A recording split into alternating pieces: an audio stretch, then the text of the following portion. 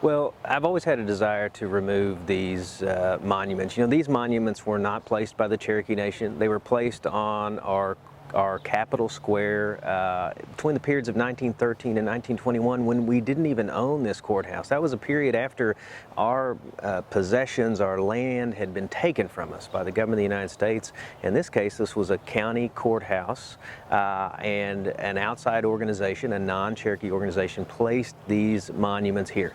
And I think that we live in a day and age where we ought to tell our story. I think Cherokees can do it, and on our beautiful courthouse square, our Capitol Square, we should do that.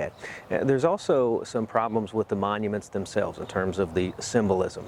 We certainly need to tell the history of the Civil War.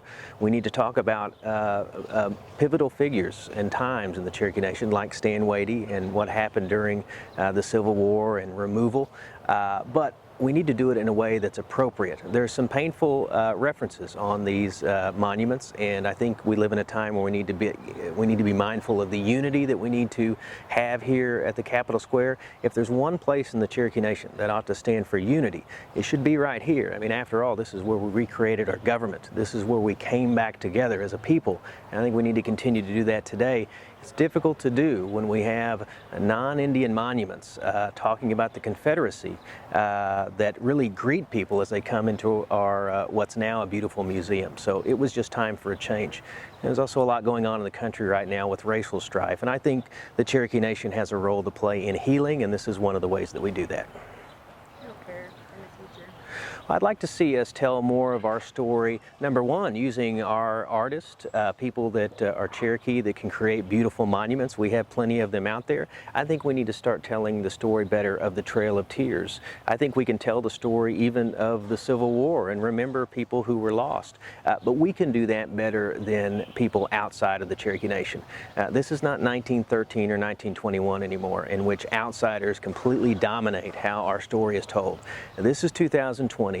And we can use our own artists, we can use our own creativity, our own imagination to create beautiful spaces as we're creating here, and we can tell stories like the Trail of Tears, the Civil War, and other monumental events and people that happen right here in our capital.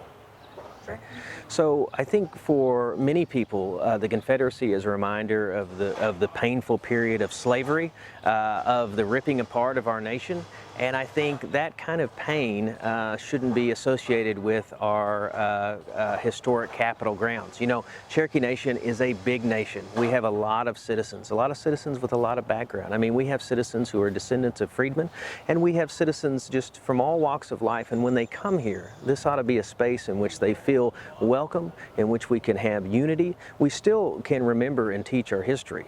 Certainly we can talk about the ties that the Cherokee Nation had to the Confederacy and the Union and what that split meant for our nation. But we can do it in a way that is welcoming to everyone and really educates people. I think these two monuments did a disservice in terms of telling the story of the Civil War and Cherokee Nation. And again, it can be a painful reminder for many people that visit here, and that needs to end.